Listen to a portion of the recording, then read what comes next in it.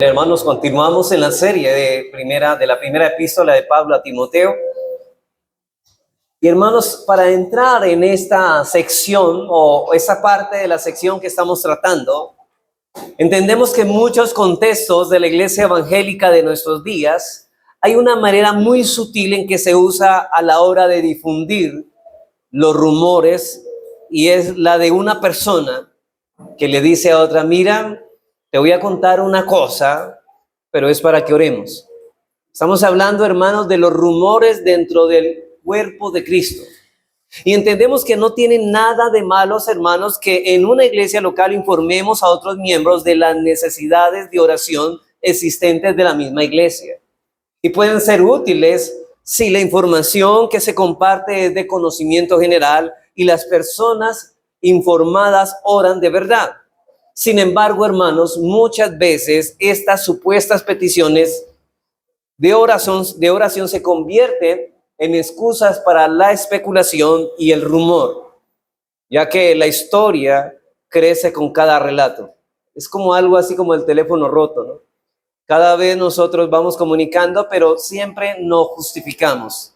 Comentamos algo que no deberíamos comentar a otra persona, siempre valiéndonos de la frase, pero es para que oremos.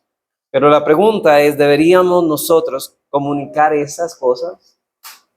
Cuando esto sucede, hermanos, ya no es más que la propagación de rumores y puede ser destructivo tanto para individuos como para las iglesias. Un rumor es una historia o declaración que no está confirmada y que se ha extendido ampliamente. Es como cuando la persona dice: a mí me parece que el hermano, a mí me parece que estas personas, y puede que los rumores tengan o no elementos de verdad, pero su veracidad es una conjetura personal. Los rumores no ofrecen ninguna certeza de los hechos. Los rumores también se componen como chismes, o se conocen como chismes. Hermanos, la Biblia nos prohíbe en un mandamiento de levantar falso testimonio. Y hermanos, juzgar de acuerdo a las apariencias no es bueno. Las Escrituras advierten contra la propagación de rumores y contra quienes se dedican a los chismes.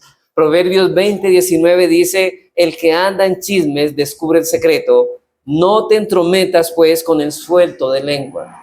Y las palabras que salen de nuestra boca, hermanos, pueden edificar como también pueden destruir. Y los que les gusta levantar rumores nunca pueden ver nada bueno en las otras personas. Esas personas son las como los buitres en el cielo, ¿no? Pueden pasar por encima de un jardín bello o de las bellas aguas de un río o de un lago, pero ellos siempre están buscando dónde se encuentra la podridumbre para devorarla. Pues estas personas no siempre están buscando el lado bueno de las personas, sino el lado malo de las personas para divulgarlo y dañar su reputación. Son personas que piensan que tienen el derecho de criticar todas las acciones de los hombres.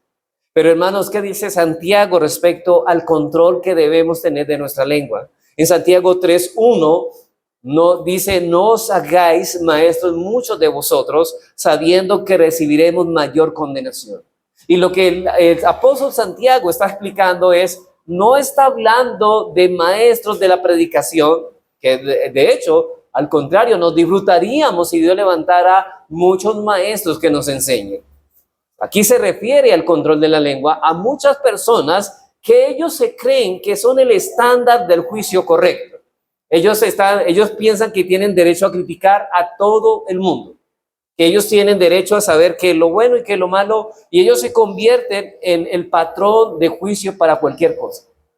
Hermanos, en los versículos 2 al 12, Santiago nos enseña a controlar nuestras palabras diciendo en el versículo 5: he aquí cuán grande bosque enciende un pequeño fuego. Y hablando de la lengua, hermanos, cuántos peligros, cuántos problemas se han suscitado por causa de no controlar la lengua, por motivos de palabras dichas o de rumores, de difundir rumores inofensivos. Entonces puede causar una gran destrucción.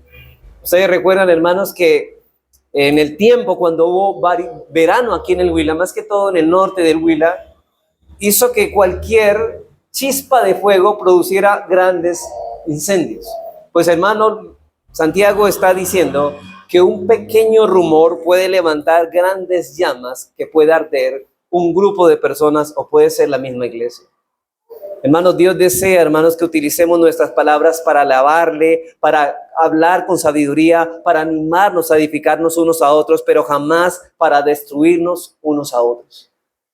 Muchos parecen tener la lengua de un caracol. Y ustedes saben que la lengua de un caracol es bastante peculiar y es porque, ¿sabe qué? El caracol para comer sus alimentos en la lengua tiene dientes. Es el único animal que en la lengua tiene dientes y para triturar las cosas utiliza la lengua. Pero parece que algunos hombres o mujeres parece que utilizan la lengua para devorar y destruir a las demás personas. Por esa razón, hermanos, Santiago nos había dicho antes en eso, en Santiago 1:26, que si alguno se cree religioso entre vosotros y no refrena su lengua, sino que engaña su corazón, la religión de tal es vana. ¿Y qué nos está diciendo allí? Que muchas personas piensan ser creyentes. O sea, ¿cómo sabemos si realmente nosotros estamos viviendo en la fe, que somos verdaderos cristianos, que tenemos control sobre nuestras palabras, sobre nuestra lengua?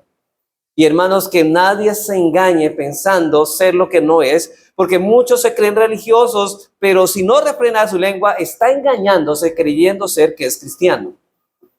La pregunta es, ¿por qué tendemos por naturaleza a rumorar y a chismear?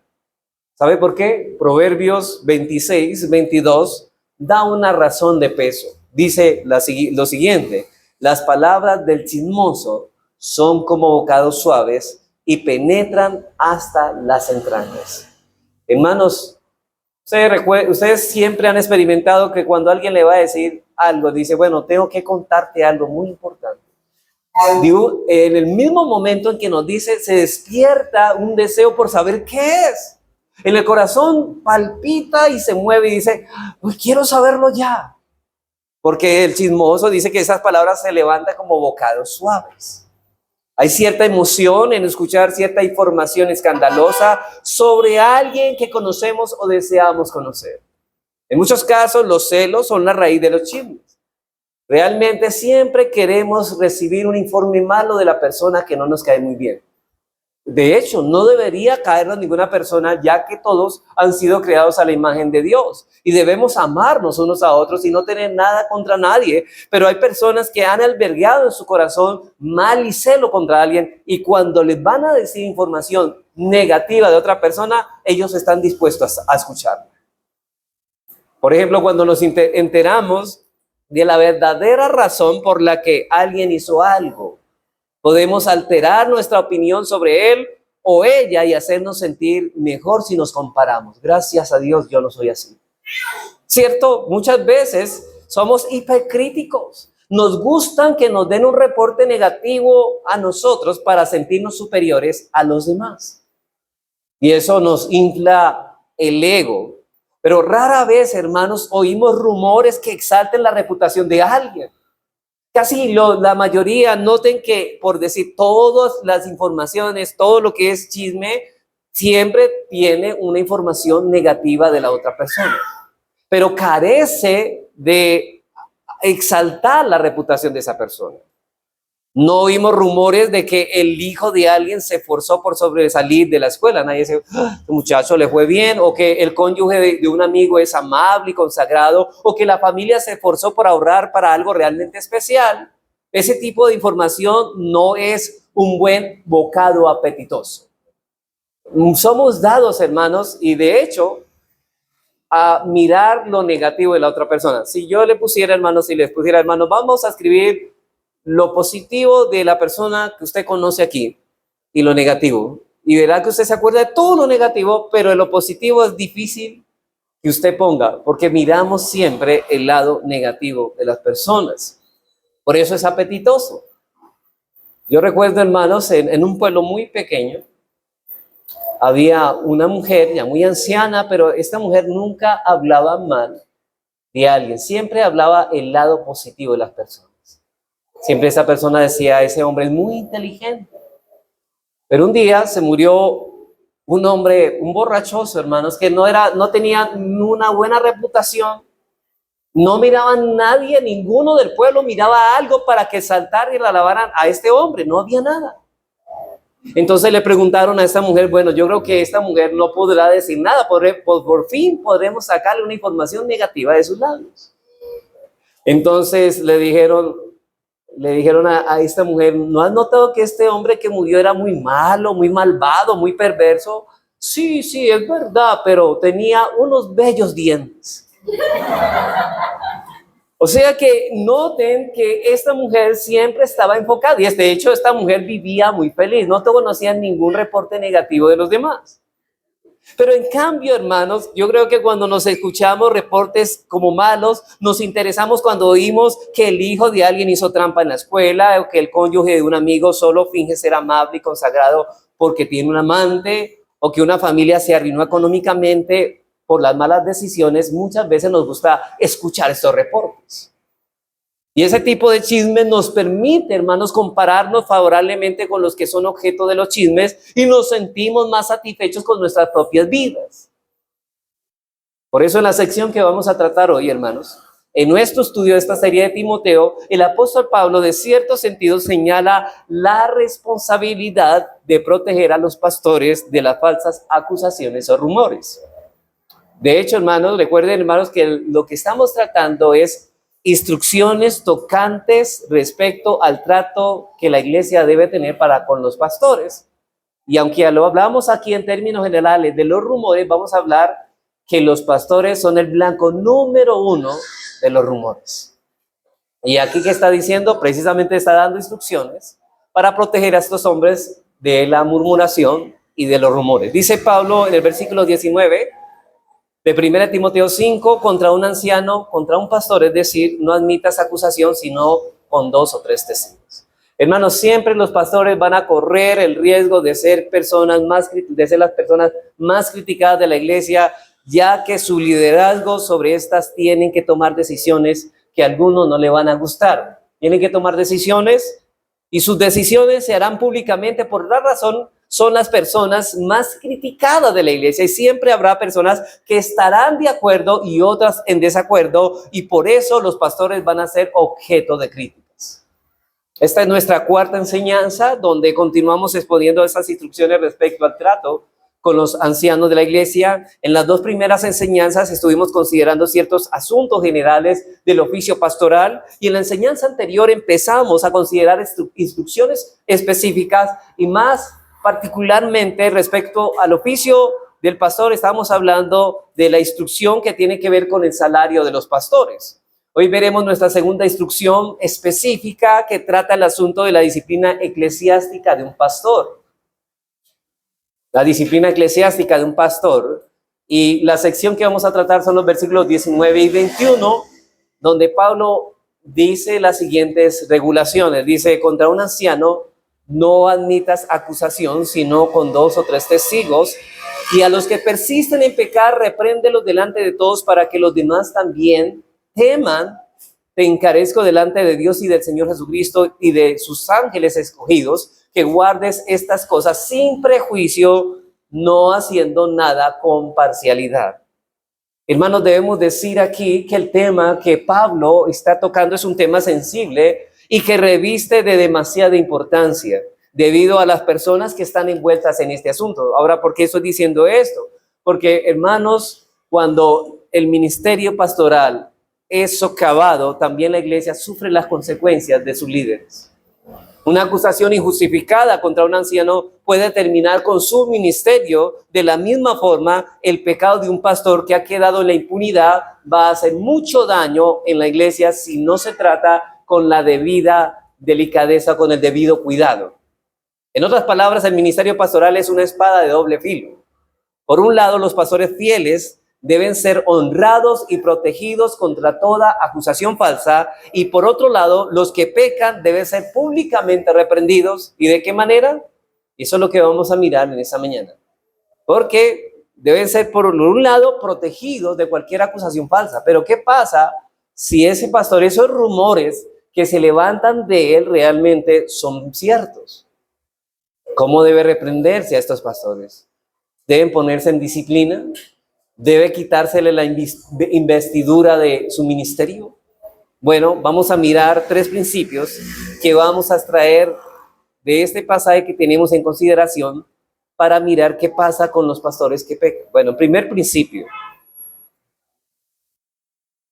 La disciplina a un pastor no debe estar fundamentada en rumores, sino en acciones. La disciplina que se debe aplicar a un pastor por parte de la iglesia no debe estar fundamentada en rumores, sino en acciones. Y vamos a leer el versículo 19. Contra un anciano no admitas acusación, sino con 2 o 3 testigos.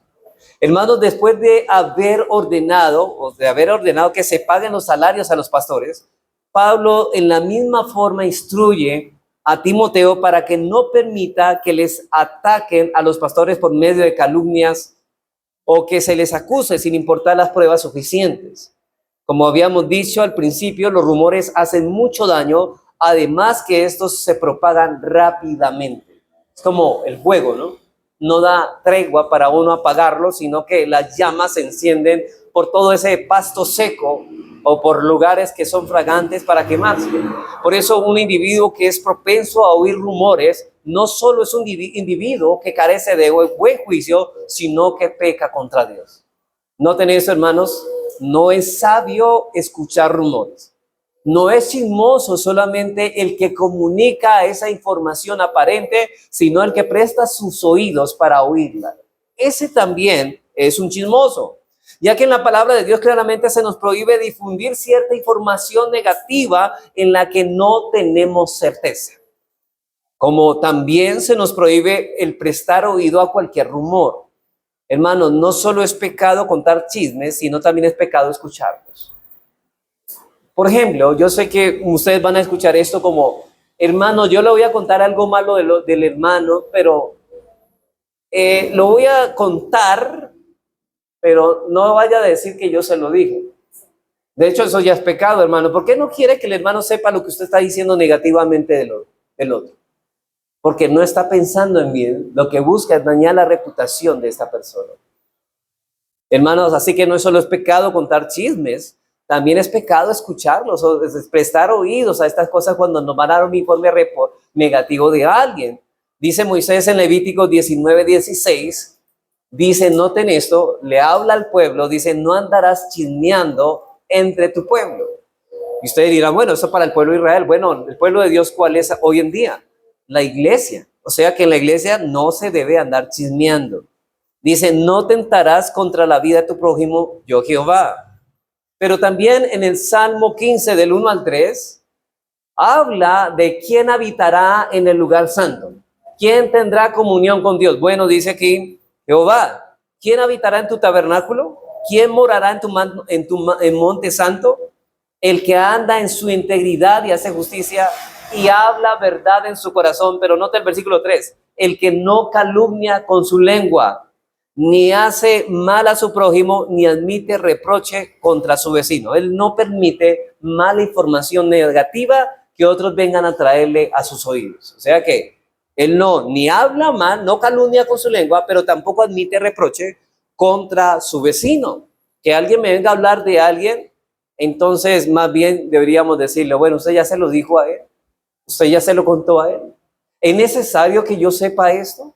Ahora, hay muchas veces, hermanos, que hay que tener cuidado que sí es necesario escucharlo, pero debemos saber, no es chisme cuando escuchamos algo que necesitamos escucharlo por el bien de alguien, para prevenir el del peligro de alguien. Pero cuando no necesitamos escuchar esto, no debemos ni informar, ni tampoco debemos escuchar.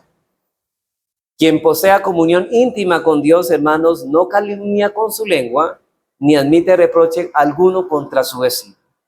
Y eso lo vemos mucho en nuestros barrios, ¿no? Que las mujeres, por ejemplo, una mujer que está barriendo en la calle y justo la vecina también en la calle están barriendo. Entonces comienza vecina, no sabe lo del vecino, no esa noche, ¿no? ¿Qué debe hacer la hermana que es, o sea, la cristiana, si escucha a este tipo? A mí esas cosas no me importan. No debo escuchar esto.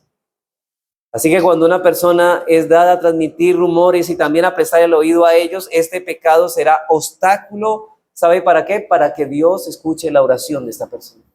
Hermano, Dios no escuchará la oración de una persona que se dedica a chismear o a escuchar chismes.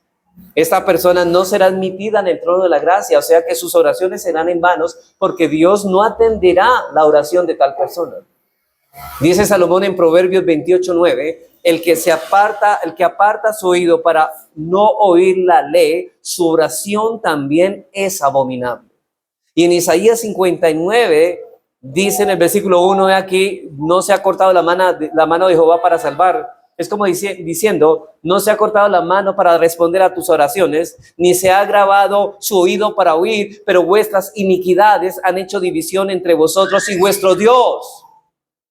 Han hecho estorbo tus pecados y vuestros pecados han hecho ocultar de vosotros su rostro para no oír. Dios no está atendiendo tu oración. ¿Por qué? Sigue el versículo 3, porque vuestras manos están contaminadas de sangre y vuestros dedos de iniquidad y vuestros labios pronuncian mentira, hablan maldad vuestra lengua. ¿Y cuándo hablamos maldad? Cuando chismeamos de otros. Está siendo estorbada nuestra oración. Hermanos, el daño que nos hacemos y que le hacemos a otra persona es muy grave cuando rumoramos o escuchamos rumores. Y aquí quiero dar una nota de advertencia. Hermanos, admitir o recibir toda clase de información negativa acerca de alguien que no se ha movido por el anhelo de solucionar el problema y no se pueda saber con certeza que esto es así, es pecado. Simplemente, hermanos, si yo necesito escuchar es con el bien de ayudar a esa persona, no de dañar su reputación. Si la información es para poder ayudar a esa persona, lo recibo. Si no, no. Ni siquiera informarlo. Y aclaro, esto no significa, hermanos, que no podamos recibir información negativa, como lo estoy diciendo, de alguien, siempre y cuando haya seguido el principio bíblico. ¿Sabe qué? El Señor dijo que si tu hermano peca delante de ti, ¿sabe qué? Ve y repréndelo tú y él estando solos. Pero noten esto, si oyeres has ganado a tu hermano, más si no te oyere, toma aún, note esto, aún contigo a uno o dos testigos para que en boca de dos testigos conste toda palabra. Note que aquí Dios nos manda a que si ese hermano que estamos exhortando, reprendiendo, no se arrepiente, tenemos el derecho de decirle a dos o tres hermanos para que conste esa palabra y estos hermanos vayan a cerciorarse de que esto es así. O sea que es bueno el reporte. Aquí si aprueba el reporte, si es para el provecho del hermano. Ese hermano tiene que contar a los testigos lo que ha sucedido. Y los hermanos testigos pueden escuchar la información negativa con el propósito de buscar, noten esto, con el propósito de buscar una solución al problema, pero al mismo tiempo esa información debe ser comprobable y debe estar seguro de que esto es así. ¿Para qué son los testigos? Para comprobar que esto es así. Porque no podemos admitir, ese hermano está acusando al otro, pero hermano, ¿cómo sabemos que esa información es verdad? Bueno, los testigos van a comprobar y van a hablar ¿con quién? Con el hermano y le van a decir, mira, fulanito nos contó que tú debes estar aquí y él ya te reprendió y tú no te has arrepentido. Por eso les decía al principio, hermanos, que este hermano no puede llegar allá, bueno, yo les voy a contar algo, pero no le vayan a decir al hermano que yo fui.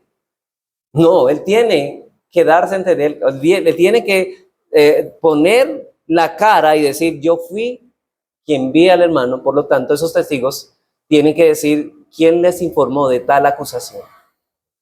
Tiene todo el derecho el acusado a saber quién lo ha acusado. Y tiene derecho a apelar a esos testigos si realmente lo que le acusa es verdad. Pero noten que lo que estamos hablando no se refiere únicamente a los pastores. Estamos hablando en el trato también entre hermanos. Así que el hermano tiene que contar a los testigos lo que ha sucedido y los hermanos testigos pueden escuchar la información negativa con el propósito de buscar la solución al problema, pero al mismo tiempo esa información debe ser comprobable, debe estar seguro de que esto es así, porque si este hermano dice, bueno, yo te voy a contar algo de mi hermano, pero no quiero que lo escuche, entonces no debemos recibir. Usted no debe recibir esa información porque es algo que no puedes comprobar. Eso es pecado. Yo no puedo, hermano, recibir información porque eso va a dañar la imagen que tengo de mi hermano. Hermanos, cuando recibimos esa información negativa, ¿sabe qué? Yo no puedo pensar del hermano igual como pensaba antes.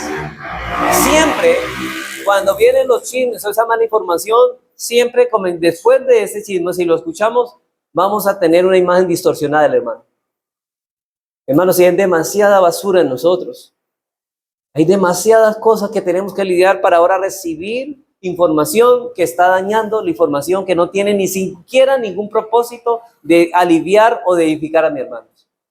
Y mi deber es juzgar con justo juicio y no según las apariencias. Dice el Señor en Juan 7:24, juzgar con justo juicio y no según las apariencias.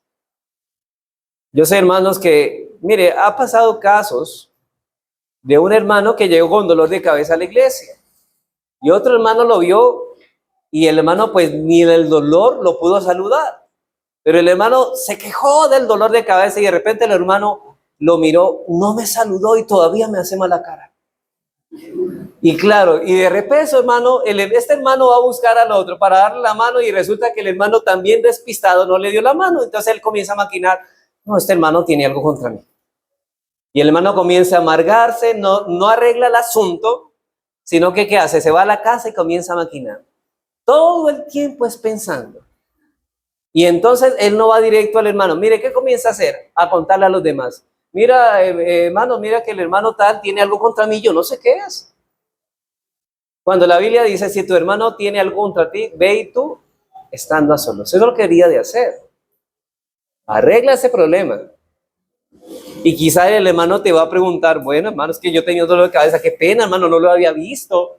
Ay, hermano, qué pena, yo juzgándolo, yo pensé que es que estaba bravo conmigo, era que le dolía la cabeza. Bien, hermano, y lo solucionaron. Pero imagínense que este hermano ni siquiera ha hablado con el otro, o que vaya y le diga, hermano, es que yo quiero hablar con usted muy seriamente, lo voy a reprender porque yo lo he visto con usted, con un corazón amargado y duro, y usted no debería ser así conmigo. Entonces le digo, usted tiene que arrepentirse. El hermano sorprendió y, ¿qué, hermano? ¿Y qué pasó aquí? Y no, y necesito que se arrepiente. El hermano, pero yo, hermano, ¿yo qué le he hecho? Entonces él está sorprendido. Entonces ahí es donde aparecen los testigos. El hermano que lo está acusando va a los testigos y le dice, mira, hermano, es que este hermano no quiere arrepentirse. Y los testigos van y le preguntan al hermano, es que, hermano, él me está acusando de algo que yo no he hecho. Él dice que yo estoy bravo, pero yo ni siquiera me he dado cuenta. Entonces los testigos dicen, hermano, usted lo está acusando de algo que simplemente fue algo circunstancial que usted se inventó. Según usted está juzgando de acuerdo a las que apariencias, no está juzgando con justo juicio. Escuche al hermano. Si notan que aquí se puede arreglar los asuntos de esta manera, porque muchos hermanos caen en eso, en prejuicio o en cosas que se imaginan, porque el hermano no le dio la mano, porque el hermano quizá desprevenido no supo qué, o el hermano vino con un cólico acá a la iglesia y ya piensa que esa mirada ya es de ira contra él. Así que, hermanos, un chisme en toda información negativa acerca de otra persona dicha, quien no sabe decir es pecado.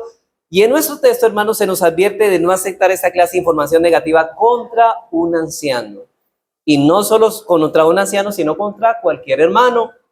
Pero decimos específicamente de un pastor porque en esta sección Pablo está tratando instrucciones con respecto a que la iglesia debe tener a un pastor. Y el contexto que Pablo da instrucciones a Timoteo, recuerden que era un problema con los líderes de la iglesia de Éfeso. Recuerden el contexto, hermanos. Pablo le da instrucciones a Timoteo para que corrigiese lo deficiente. Y unas cosas deficientes era de que habían rumores de los pastores. Y obviamente esos rumores eran ciertos en este caso. Ahora debería comprobar que esto fuera así. Así que Timoteo, como encargado apostólico, debía seguir lo deficiente, corregir lo deficiente especialmente con respecto al liderazgo de esta iglesia. Ahora, este asunto reviste, hermanos, de gran importancia porque ninguno está expuesto, tan expuesto a las calumnias y a las difamaciones como son los pastores. Nunca las personas le dicen al pastor, pastor, yo no estoy de acuerdo con usted en esto, sino siempre, hermano, yo como que no estoy de acuerdo con el pastor. A mí me parece que él se equivocó en esto, pero nunca se acercan al pastor porque ellos son blancos. Solo miremos, o sea, blanco no de color, no hermano, sino blanco de apuntar a esos ataques. Solo miremos, en este caso este servidor tampoco es blanco, pero solo miremos, hermanos, en el caso ahorita sí que atentan contra los pastores las acusaciones falsas que se levantaron, por ejemplo, contra el apóstol Pablo, habían acusaciones falsas. Por eso manda a Timoteo que contra un anciano no admitas acusación sino con 2 o 3 testigos. Noten, no se puede admitir acusación contra un anciano a no ser por 2 o 3 testigos. Ahora, este mandamiento es aplicable, como lo decíamos, a toda clase de personas. Eso lo vemos, por ejemplo, en Éxodo 23:1. Moisés es instruido por Dios cuando le dice, para regular al pueblo, el trato con el pueblo, dice, no admitirás falso rumor. Y este rumor debe comprobarse, dice Moisés en Deuteronomio 17:6, dice, mire lo que dice, por dicho de 2 o 3 testigos. Y el Señor Jesucristo una vez más da el mandamiento en Mateo 18:16, de 2 o 3 testigos que conste toda palabra, y si no lo oyere a ellos, dilo a la iglesia. De manera, hermanos, que cuando la acusación llegue a la iglesia, llega por la información de cuántos testigos, de 2. Primero tiene que pasar, primeramente el hermano lo llama estando a solas. Luego sigue los testigos. Y si no llegan los testigos, o sea, los testigos que comprueban que la acusación que le hace el hermano es verdadera. Ahora, ¿ahí debe pasar el reporte a la iglesia? No.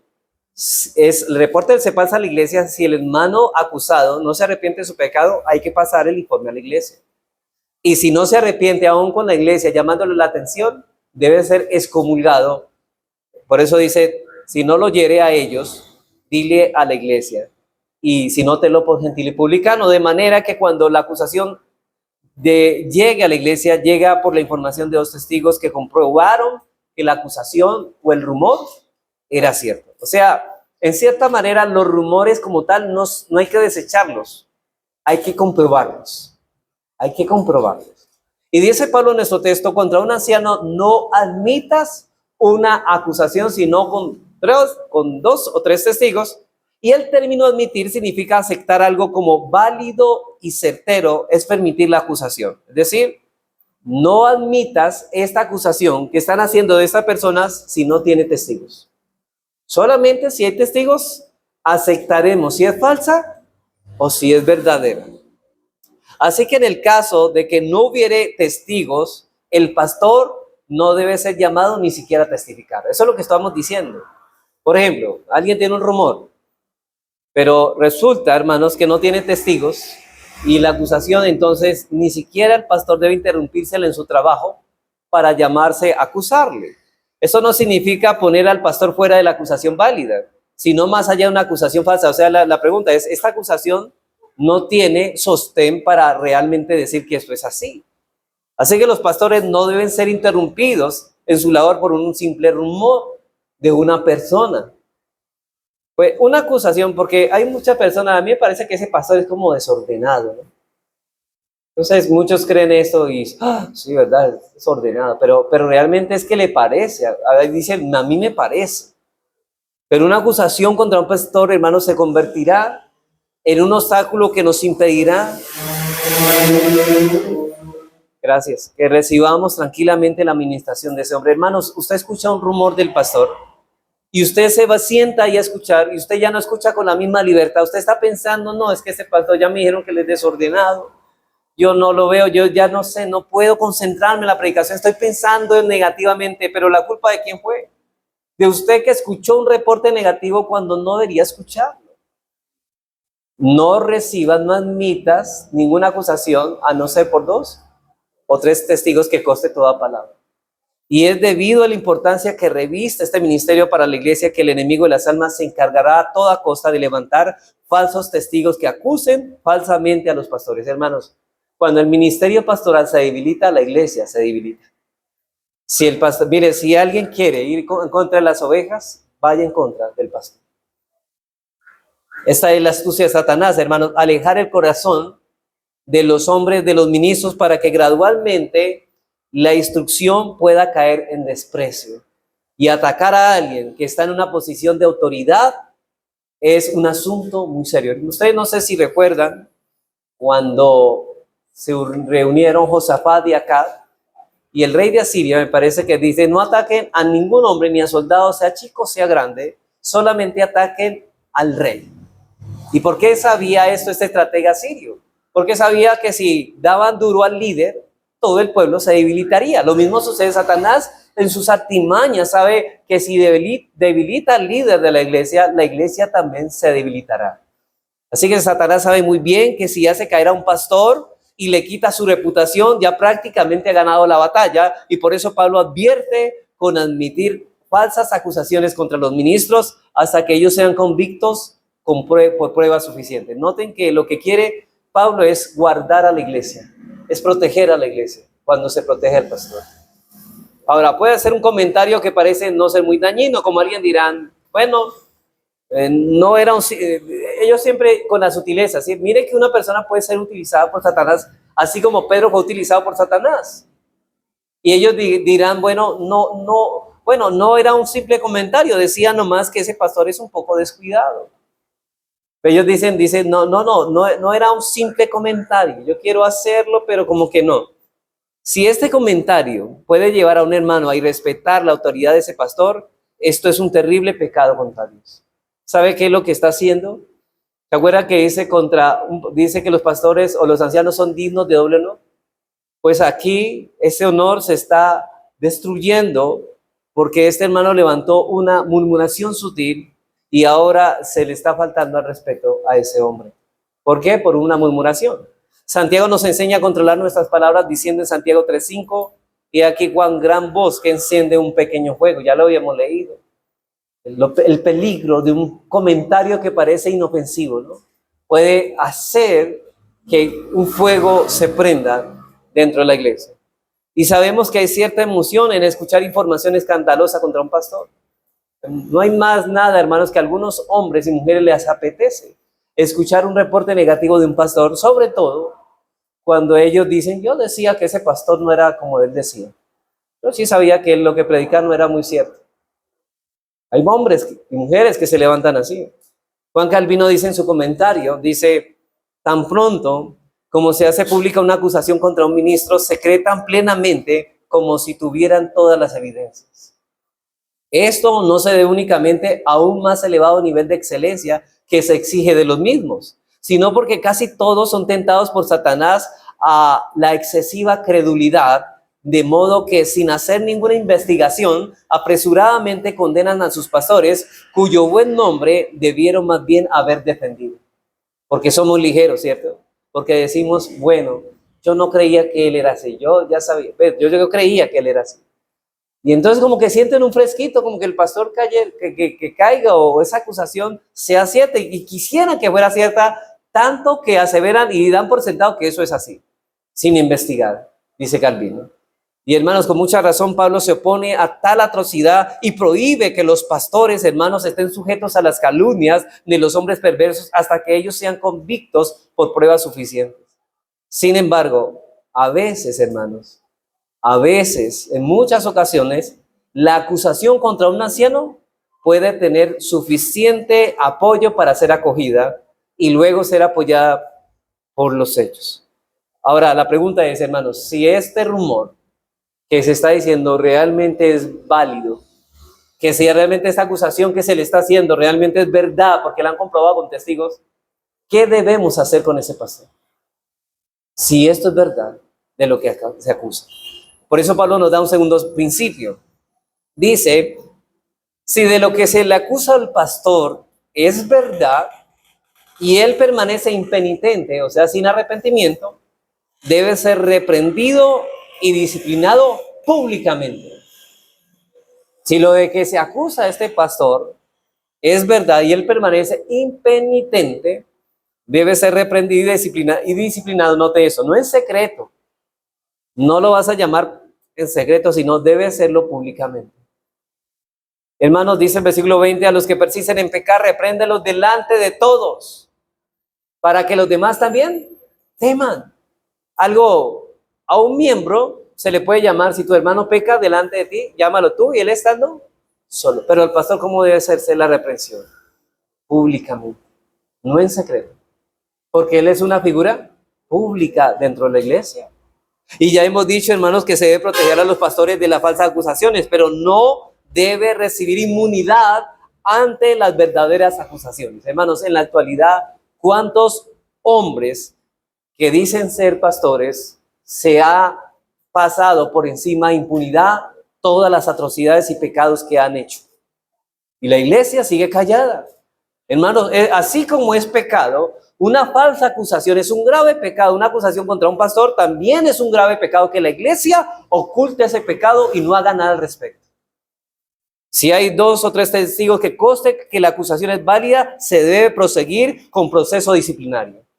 Ahora, se tiene que llamar al pastor para escucharle frente a las acusaciones, pero también investigar todas las personas envueltas en el asunto, y tenemos que tratar con los testigos de manera cuidadosa y responsable.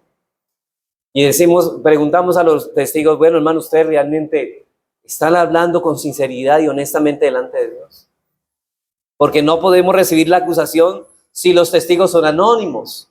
Hermanos, ahí, por ejemplo, pueden ocurrir acusaciones. Por ahí andan diciendo los hermanos que el pastor es tal. No, hermanos, esos testigos tienen que dar la cara. Y de hecho, cuando ellos vayan a acusar al pastor, tienen que dar la cara. Yo, pastor, he visto eso en usted. No oculto. No, por ahí me conté, porque muchos somos dados a acusar. Por alguien me dijo, por ahí alguien me comentó. No, los testigos deben ser responsables, deben dar la cara a la acusación frente al pastor. Y si esos testigos no dan la cara, no se puede admitir tal acusación, hermanos. Estamos hablando de eso. Se protege, no se va a pasar por impunidad, no, pero esos testigos tienen que dar la cara de la acusación. Y obviamente Pablo se refiere a pecados graves y públicos, ¿no? Que atentan contra la irreprensibilidad del pastor. Por ejemplo, ¿qué pecados son los que van en contra de la irreprensibilidad del pastor? Por ejemplo, ¿se acuerdan 1 Timoteo 1:3-7? Por ejemplo, dice que sea marido de una sola. Pero si él no es marido de una sola mujer, él ya es reprensible. Por lo tanto, no puede ejercer el pastorado y tiene que ser duramente disciplinado. Él tiene que tener solamente ojos para una mujer, su esposa. Y si eso no sucede, este hombre debe ser disciplinado públicamente. Y obviamente, hermanos, Pablo se refiere a esos pecados graves. Pablo habla de delitos o notorias transgresiones que van acompañados de escándalos públicos, porque si alguno de los pastores hubiera cometido alguna falta no de naturaleza pública, debe ser amonestado en privado y no públicamente. Y eso no solamente el pecado del adulterio. Pecados también, por ejemplo, que esta persona haya negocios fraudulentos y esté robando a la gente. Y esto dice, no de ganancias deshonestas. Si él es acusado de ganancias deshonestas, ¿qué debe hacerse?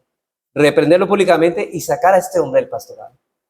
Hermano, esos pecados que lo hacen reprensible a este hombre, no solamente lo llevan a ponerlo en disciplina, sino a quitarle la investidura de pastor. Ese hombre ya no puede ejercer el pastorado. ¿Quién puede escuchar la predicación o la enseñanza de un hombre que ha caído en esos pecados? Hermanos, esos no son imborrables. Dios los perdona, pero eso está en la mente de todos. Por ejemplo, él va a hablar de la fidelidad en el matrimonio cuando él ha sido infiel. Él habla de la mayordomía en el dinero cuando este hombre es avariento y codicioso. Y de hecho ha robado. O sea, no puede ejercer el ministerio. Debe ser acusado. Y hermanos, y eso debe ser publicado. Publicado, hermanos. Y obviamente Pablo se refiere a esto.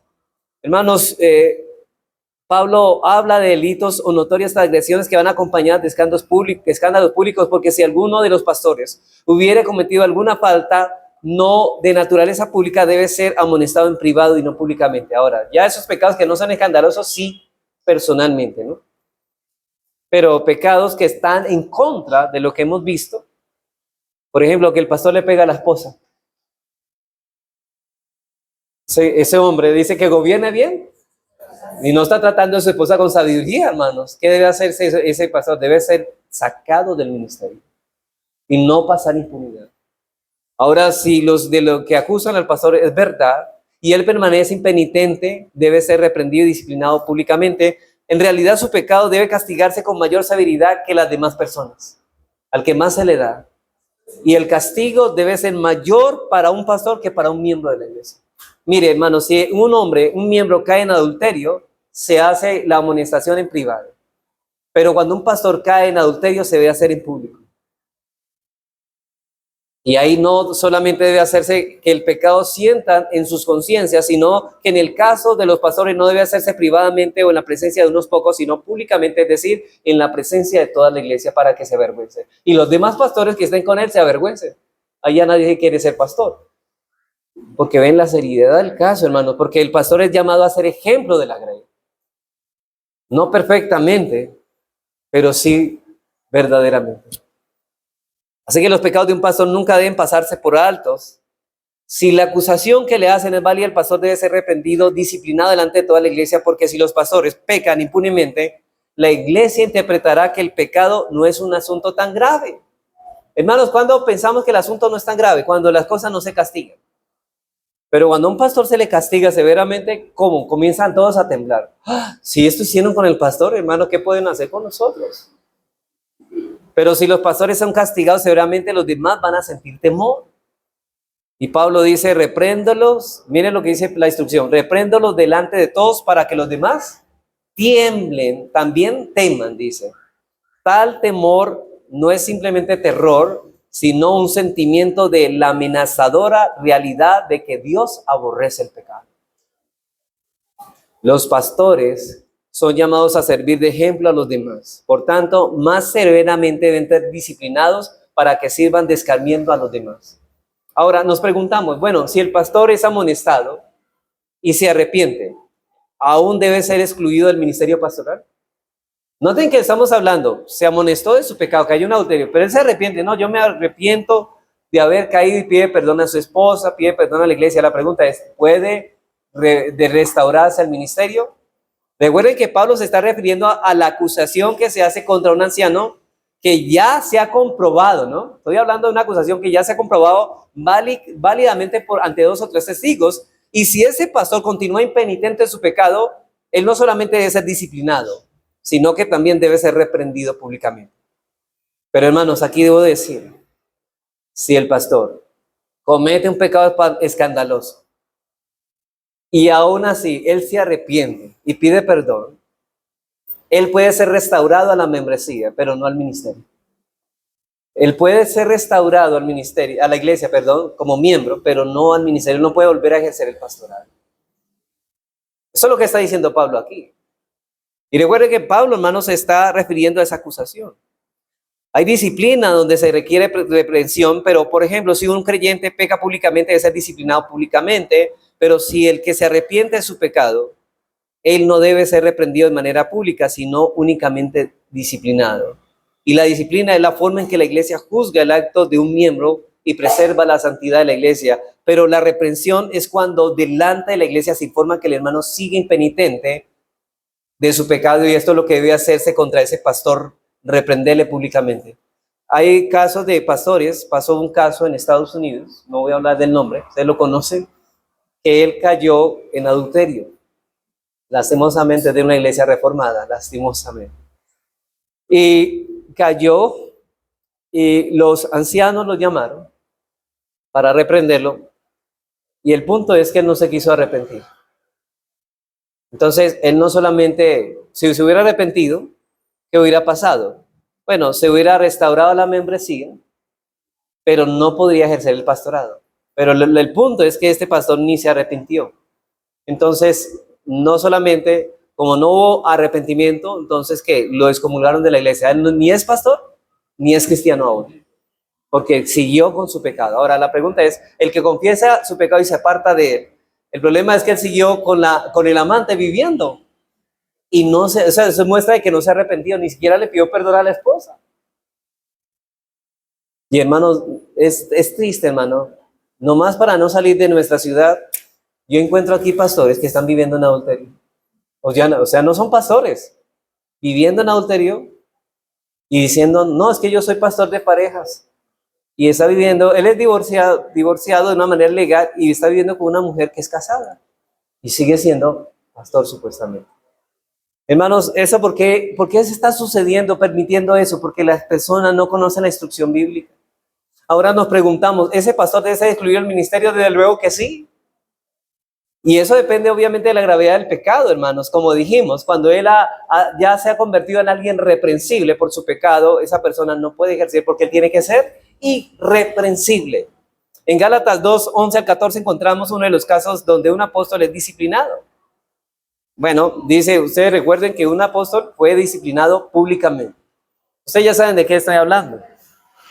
Pedro fue disciplinado por el apóstol Pablo públicamente. Dice, pero cuando Pedro vino a Antioquía, le resistí cara a cara porque era de condenar.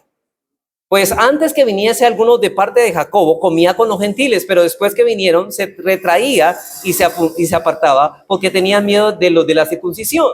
Y en la simulación participaba también los otros judíos, de tal manera que aún Bernabé fue arrastrado por la hipocresía de ellos. Pero cuando vi que no andaban rectamente conforme a la verdad del evangelio, dije a Pedro delante de todos, si tú siendo judío vives como los gentiles y no como judío, ¿por qué obligas a los gentiles a judaizar? Así que el apóstol Pedro cometió un grave error en su conducta que Pablo se vio obligado, hermanos, a ponerle resistencia, a resistirle cara a cara. Y Pedro tenía bien claro que todas las ceremonias del Antiguo Testamento habían sido abrogadas, habían quedado en desuso porque la sustancia ya vino. Pero ¿sabe qué? Él siguió en eso. Y cuando Pedro estaba con los gentiles de Antioquía, participaba con ellos. Bueno, aquí estoy con los gentiles, participemos con ellos. Pero cuando venían los de la iglesia de Jerusalén, que eran la mayoría judíos, Pedro actuaba como un judío que eran escrupulosos y por eso no se juntaba con los gentiles. Y debido a esa hipocresía, el apóstol tuvo que amonestarlo públicamente delante de toda la iglesia porque estaba, no, hermano, mire, de esa hipocresía, no solamente estaba perjudicándose a él mismo, sino que estaba arrastrando a muchos, tanto que a Bernabé lo arrastró la hipocresía y estaba haciendo lo mismo que Pedro. Y quizás muchos hermanos, como él era líder, estaba siguiendo el ejemplo de él. Y era necesario que Pablo lo reprendiera. Por eso Pablo sabía muy bien que la integridad del evangelio estaba en juego. Por esa razón reprendió a Pedro de esta manera. Ahora, hermanos, hay que tener en cuenta aquí. Sin embargo, esta es una acusación escandalosa para investirlo del ministerio o quitarle la investidura del ministerio. No. Sin embargo, a pesar de esta dura amonestación del apóstol Pedro, al apóstol Pedro no fue excluido de su ministerio. Por un lado, porque Pedro no permaneció impenitente a su pecado.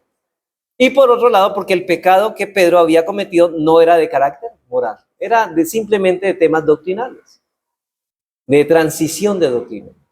Ahora, si Pedro hubiera caído en el pecado del adulterio, no solo hubiera sido amonestado públicamente, sino que también había sido excluido del ministerio apostólico y pastoral para siempre.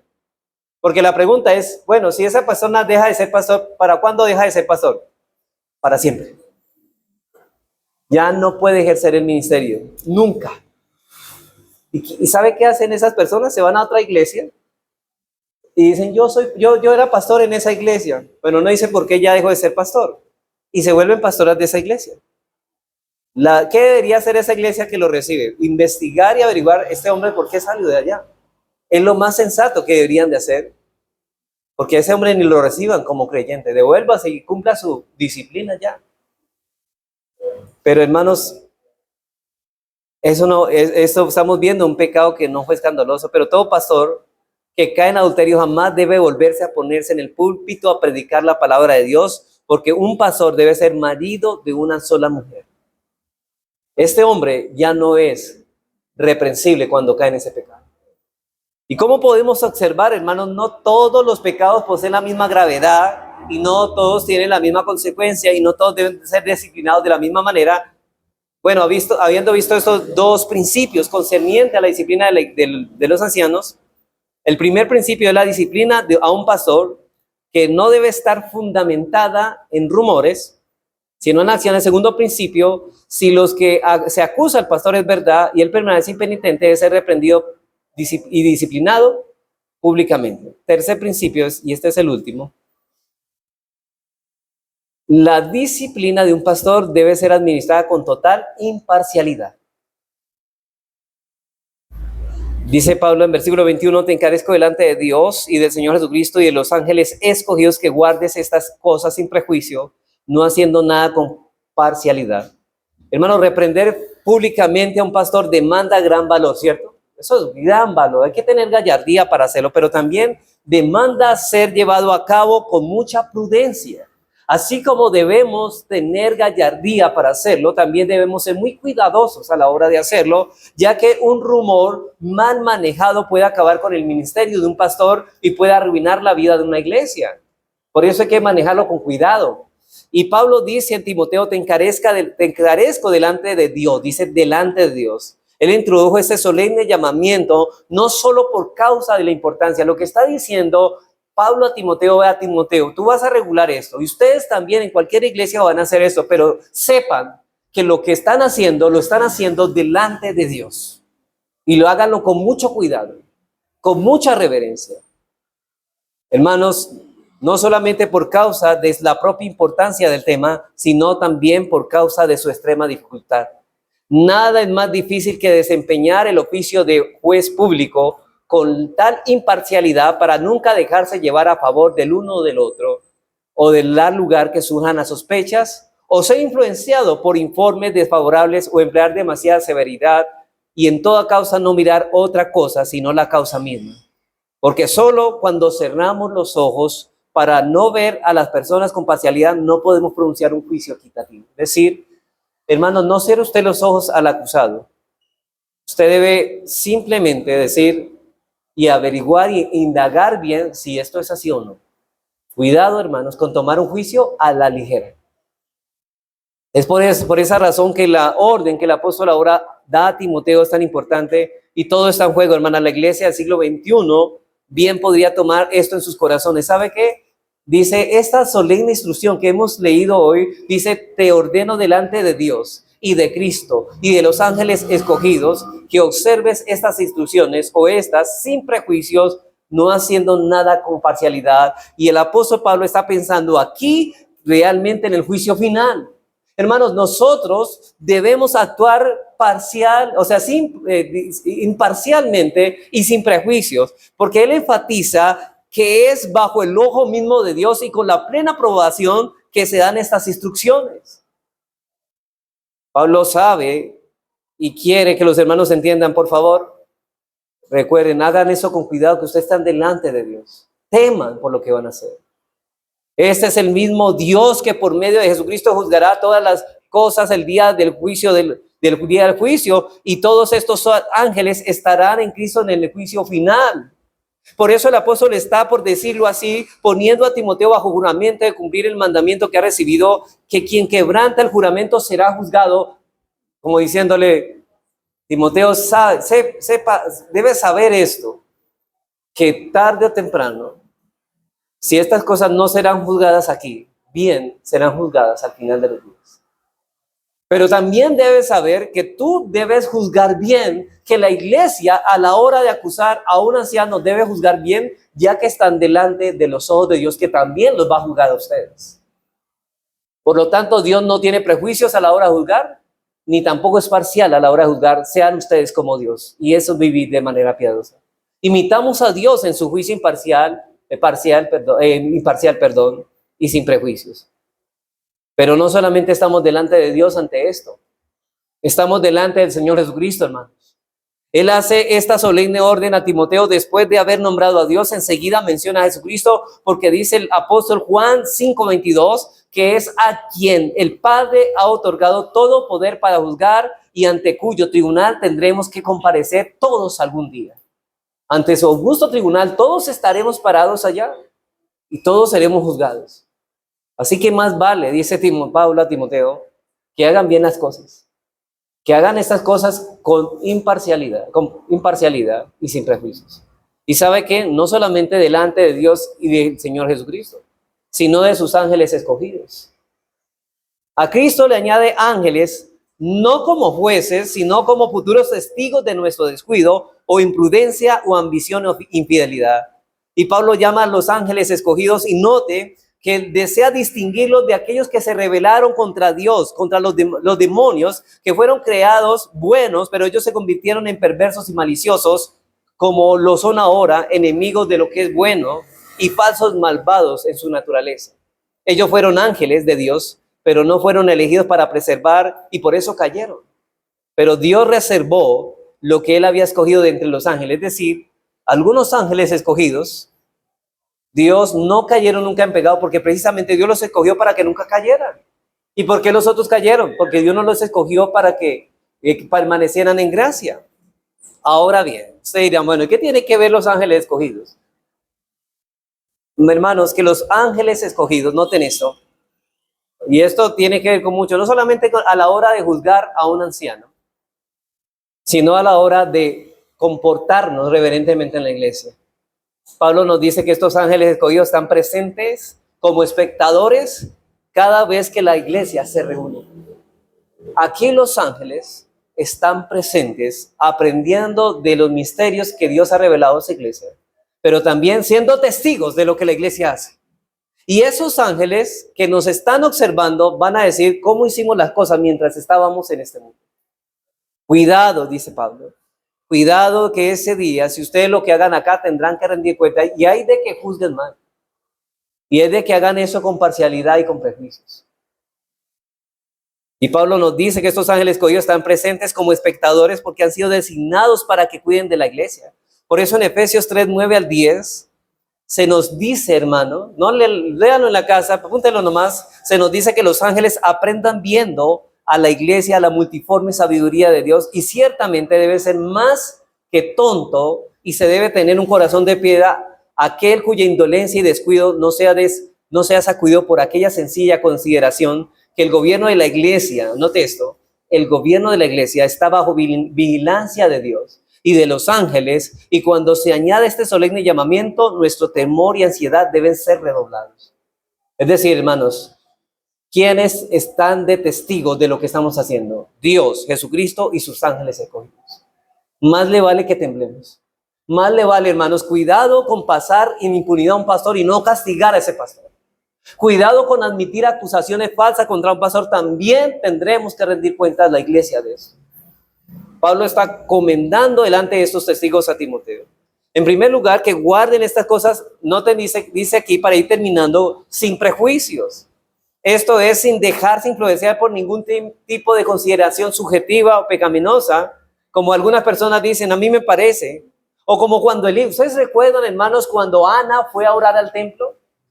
Y ella estaba orando, pero dice que no, solamente movía sus labios sin pronunciar, pero llegó Elí y la juzgó con prejuicio y la condenó. Digo, esta mujer, digiere tu vino, estás borracha. La pregunta, ¿estaba borracha esta mujer? No, simplemente ¿qué hizo? Elí hizo apresuradamente un juicio sin confirmar que las cosas fueran así. Entonces, hermano, no podemos llegar a ninguna conclusión hasta que veamos todas las partes involucradas en el asunto, porque si no es así, no podremos hacer un juicio justo que estamos haciendo delante de Dios, de su Hijo Jesucristo y delante de los ángeles. Y Pablo le ordena a Timoteo que guarde esta cosa sin prejuicio, es decir, un juicio hecho de antemano, de manera, o sea, que no juzgue de antemano, no juzgues a priori, sino a posteriori. ¿Se han escuchado esa frase, no? No juzgues lo que no conoces.